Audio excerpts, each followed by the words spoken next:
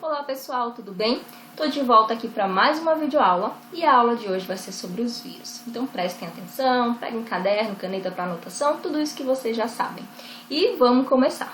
Gente, os vírus são seres microscópicos que causam doenças em todos os tipos de seres vivos, inclusive nas plantas e até em bactérias. Eles são acelulares. O que significa isso? Que os vírus não têm organização celular, não têm células. Então, eles não têm membrana, nem citoplasma, nem núcleo. O que eles têm? Os vírus são formados por uma cápsula proteica, chamada de capsídeo, e por material genético, que pode ser DNA ou RNA. E por isso, pessoal, os vírus só se reproduzem no interior de células vivas. Eles são chamados parasitas intracelulares obrigatórios. Outra coisa, os vírus não pertencem a nenhum daqueles 5 reinos que eu falei lá na aula anterior, e nem aos 3 domínios. Sendo assim, muitos cientistas não consideram os vírus como seres vivos, já que eles não têm células e nem metabolismo próprio. Vamos acompanhar aqui nos próximos slides. Então aqui temos as principais características dos vírus. São seres microscópicos, né? Eles são seres muito pequenos, eles não possuem uma organização celular e por isso são chamados de acelulares, né? Por não ter células, só se reproduzem no interior de células vivas, então os vírus só conseguem se multiplicar dentro de uma célula viva, né? De uma célula hospedeira. Eles não possuem metabolismo próprio. O que significa isso? Que dentro dos vírus não ocorrem aquelas reações químicas que são observadas lá no interior de uma célula viva. Fora da célula hospedeira, os vírus não têm atividade, eles são inertes. E por essas características de não possuir metabolismo próprio, de só se reproduzir dentro de células vivas, os vírus são considerados parasitas intracelulares obrigatórios. E como eu falei para vocês, também, né, os vírus eles não pertencem a nenhum dos 5 reinos, então eles não fazem parte lá nem do reino Monera, nem do protista, nem do fungo, nem do plantae e nem do animalia. E também não fazem parte de nenhum dos 3 domínios, lá nem do eucária, nem do domínio bactéria e nem do domínio arquea. Eles são agentes patogênicos. O que significa isso? Que são agentes que causam doenças. Ah, e outra coisa que eu esqueci de colocar aí, mas eu queria falar para vocês, é que os vírus podem passar por mutações. Alguns vírus são altamente mutagênicos, ou seja, o material genético dos vírus pode sofrer mutações e gerar uma grande variedade a partir de um único tipo. Um exemplo disso, né, são os diferentes tipos de vírus da gripe humana, que são gerados por mutações. Quanto à estrutura, os vírus medem entre cerca de 0,01 a 0,9 micrômetros e eles são formados por uma cápsula de proteína, que é o capsídeo, com várias subunidadezinhas chamadas de capsômeros. Dentro do capsídeo, o vírus vai ter o seu material genético, um ácido nucleico que pode ser o DNA ou o RNA. Tem vírus de DNA e tem vírus de RNA. Esse conjunto, formado pelo capsídeo e pelo ácido nucleico, a gente chama de nucleocapsídeo. E outra coisa, além dessas estruturas, em alguns vírus, o capsídeo ele é coberto por uma membrana de lipídios.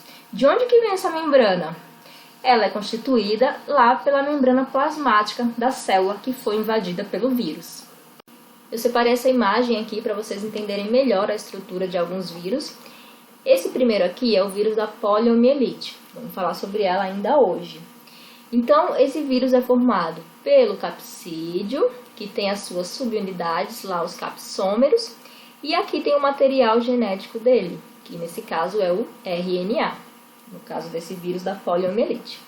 O segundo aqui é o vírus mosaico do tabaco. Então, de novo, nós temos a cápsula de proteína e aqui tem o RNA.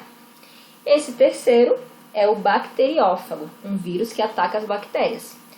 Aqui tem o DNA desse vírus que está aqui dentro dessa estrutura que é chamada de cabeça desse vírus bacteriófago.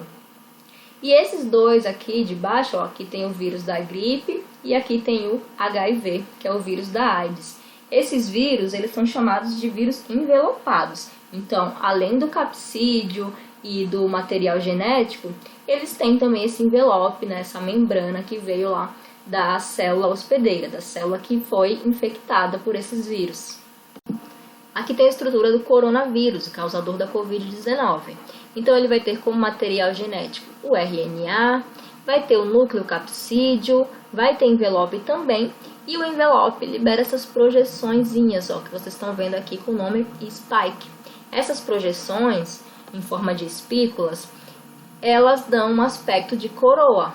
Então, é por isso que o vírus é chamado de coronavírus.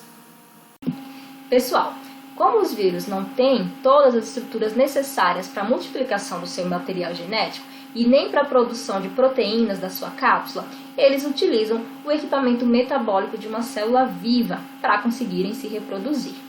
E eles têm também uma especificidade de hospedeiro, ou seja, o vírus identifica lá a célula que vai ser parasitada, ele injeta o seu material genético e esse material genético vai ser replicado lá pelo hospedeiro, né, lá pela célula que foi parasitada por ele. Vamos ver um exemplo aqui da reprodução do bacteriófago. Bacteriófago é aquele vírus que ataca bactérias. Ó, aqui a gente tem o bacteriófago, o vírus, e aqui a bactéria. O processo de infecção, ele se inicia com o encaixe do vírus na membrana da célula bacteriana. E aí o vírus vai injetar o seu material genético lá na célula da bactéria. Lá dentro da célula, o DNA do vírus vai inativar o DNA da bactéria e vai assumir o controle do metabolismo celular. Então, ele vai fabricar cópias do seu próprio DNA, né? O vírus vai fabricar cópias do seu DNA e ele também vai comandar a síntese de proteínas lá da sua cápsula viral. As novas cápsulas vão então se juntar, né, vão se associar com as cópias do DNA e os novos vírus vão ser formados. Estão vendo aqui, ó? Aí o que vai acontecer? A célula bacteriana vai se romper, né? A bactéria ela vai se romper e vai liberar novos vírus. Agora eu vou falar para vocês sobre as viroses. Existem muitas viroses, ou seja, doenças que são causadas por vírus. Mas, antes de falar sobre essas viroses, é importante que vocês conheçam alguns termos que estão relacionados. E eu vou começar falando sobre a diferença entre epidemia, endemia e pandemia. A endemia é toda doença que surge de uma forma súbita e ela se espalha rapidamente, acometendo um número de pessoas maior do que o habitual. Agora, quando essa doença se manifesta com frequência em uma determinada região, a gente fala em endemia. Ela é considerada uma endemia, tá? Já a pandemia, que vocês devem estar bem familiarizados aí, né? Infelizmente, é o aparecimento de um número fora do comum, um número muito grande de casos dessa doença em várias partes do mundo ou no mundo todo, tá? Existem também outros termos aí que eu vou utilizar quando falar sobre essas viroses, né? Como, por exemplo, vetor, agente etiológico, parasita, profilaxia. Agente etiológico ou agente patogênico é o organismo que é capaz de causar infecção. Então, seja ele um vírus, uma bactéria, um protozoário, é o organismo que causa infecções, beleza? Vetor é o ser vivo que transmite o agente etiológico, como, por exemplo, o mosquito que transmite o vírus da dengue, tá? Já parasita é um organismo que se instala no corpo de outro organismo, no caso o hospedeiro, e ele passa a extrair alimento desse hospedeiro, prejudicando-o.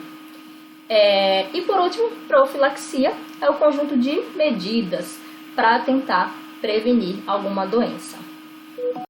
Começando aí pela gripe.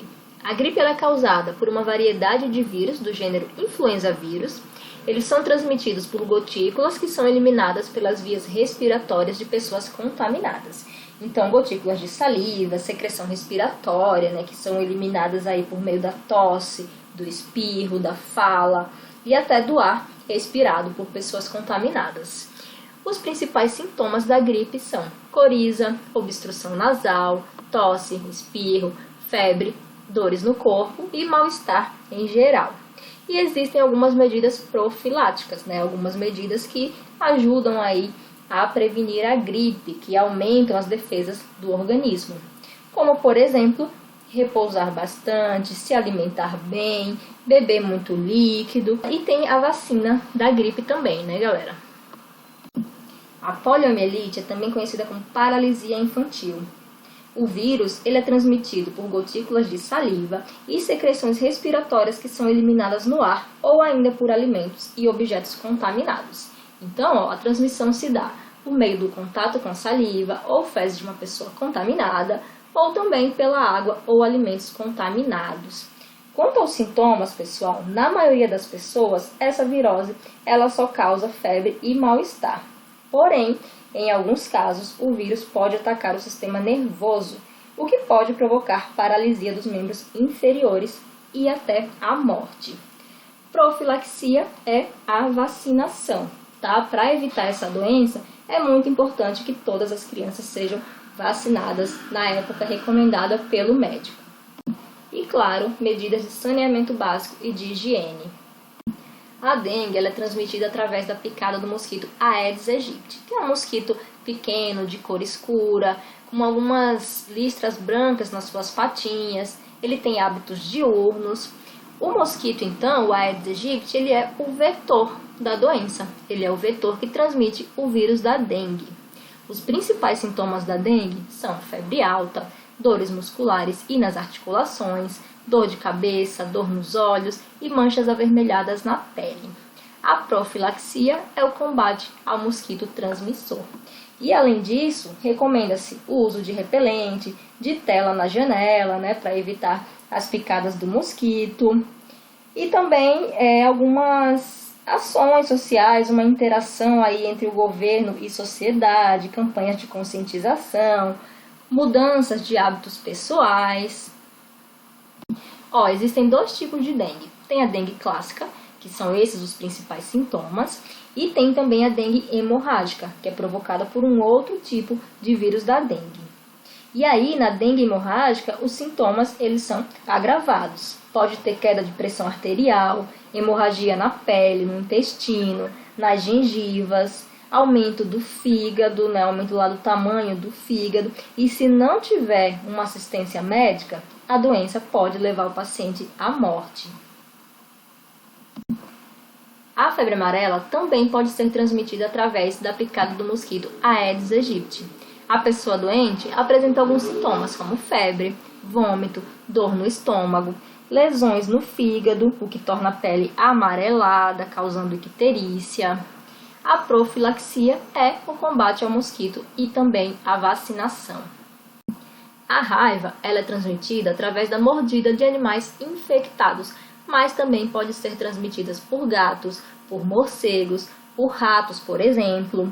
Então, é importante que quando uma pessoa é mordida por algum animal, ela tem que lavar bem a ferida com água e sabão e tem que procurar imediatamente um posto de saúde, porque se for preciso, ela tem que receber soro ou vacina antirrábica ou algum medicamento indicado lá no posto, né? Bom, os principais sintomas da raiva são a hidrofobia. O que é hidrofobia? É a dificuldade de deglutição, a dificuldade de engolir alimentos e até água, tá? Porque esse vírus estimula a contração dos músculos que são responsáveis pela deglutição. Então, causa a hidrofobia. Também pode ter convulsões e paralisia dos músculos respiratórios. A AIDS é causada pelo vírus da imunodeficiência humana, o HIV. Ela é transmitida por fluidos corporais contaminados, como por exemplo o sangue, o sêmen, a secreção vaginal e o leite materno. Então, uma pessoa pode adquirir o HIV por meio de relações sexuais sem preservativo, né, sem proteção, aí com parceiros que são portadores do vírus, também por meio do sangue contaminado, que pode estar em seringas, em agulhas, e as mulheres grávidas portadoras, elas também podem transmitir o HIV para o feto. Elas podem transmitir durante a gestação, lá através da placenta, na hora do parto ou através da amamentação. Agora, galera, não há evidências de que o vírus ele seja transmitido através do suor, da urina, da saliva, da lágrima. Então, não há contágio por meio de aperto de mão, de abraço, de tosse, de usar alguns objetos como talheres, usar a mesma piscina, tá? Essas são as formas aqui de transmissão, as principais formas de transmissão do HIV. E o HIV, ele ataca o nosso sistema imunológico, né? Ele ataca nossas células de defesa. Então, muitos portadores do vírus podem apresentar esses sintomas aqui, ó. Febre, suores noturnos, ínguas, que são inflamações dos linfonodos, erupções na pele, na boca, nos órgãos genitais, diarreia, dores abdominais, falta de apetite, perda de peso, náusea, vômito, entre outros sintomas, tá? Quanto à prevenção, né, a profilaxia aí da AIDS, é indicado utilizar sempre preservativos nas relações sexuais, esterilizar objetos como agulhas, seringas e evitar o uso coletivo de objetos cortantes, como giletes, estiletes, alicates de unha. Para resumir, eu coloquei aqui nesse quadro algumas outras doenças virais, as doenças, os sintomas e a forma de transmissão. Então, o sarampo tem como principais sintomas febre, tosse, coriza e manchas vermelhas pela pele. Assim como a rubéola, tem alguns sintomas aqui parecidos, ó. Febre baixa, surgimento de gânglios linfáticos, aquelas ínguas, manchas rosadas pelo corpo. A transmissão também é parecida, é através de secreções respiratórias ou da boca de pessoas infectadas, né? Então, gotículas de saliva, tosse, enfim. Catapora, principais sintomas, febre, bolhas na pele, mal-estar geral. E a transmissão é através do contato com o líquido da bolha ou através também de secreções respiratórias, lá pela tosse, pelo espirro, saliva e etc. A cachumba, o principal sintoma é a inflamação e o inchaço das parótidas, que são glândulas, né, glândulas salivares que ficam ali próximas da região da orelha. E além disso, ela causa dor ao engolir, febre, perda de apetite. E a transmissão é através de gotículas de saliva ao falar, tossir ou espirrar. A herpes, ela causa bolhas e feridas na mucosa oral, né, na boca, ou na região genital, e também coceira e ardência no local. É transmitida através de contato direto ou indireto com o portador da doença. Galera, quando um vírus ou algum outro micro-organismo invade o nosso corpo, a gente começa a produção de anticorpos, que são moléculas que atuam na defesa do nosso organismo. São moléculas que atacam o organismo invasor. E esse organismo invasor, ele possui antígenos. São os antígenos que ativam essa produção de anticorpos. Então agora vocês vão ver algumas defesas contra as viroses. Temos as defesas naturais e também as artificiais, como vacinas e soros. As defesas naturais podem ainda ser inata ou adquirida. A inata é aquela que já nasce com a gente. Então, a pele, os cílios, a saliva, a lágrima, o suor, o muco são exemplos de defesas inatas. São exemplos de estruturas que servem para proteger o nosso corpo de agentes externos, tá? E tem a defesa adquirida, que não nasce com a gente, mas ela é adquirida aí ao longo da vida. E nesse caso são os anticorpos, que são produzidos a partir do contato com micro-organismos, né, com agentes externos. As vacinas, elas são produzidas principalmente com micro-organismos mortos ou atenuados, que estimulam a produção de anticorpos pelo nosso sistema imunitário. Elas têm efeito duradouro e são usadas para prevenção de doenças. Já os soros, eles contêm anticorpos prontos. Eles já contêm anticorpos que são retirados de alguns animais aí, como por exemplo o cavalo, o coelho, e eles servem para curar certas enfermidades. A gente tem, por exemplo, o soro antitetânico, antirrábico, antiofídico. Então essa foi a videoaula de hoje. Bons estudos, 7º ano, e até a próxima videoaula.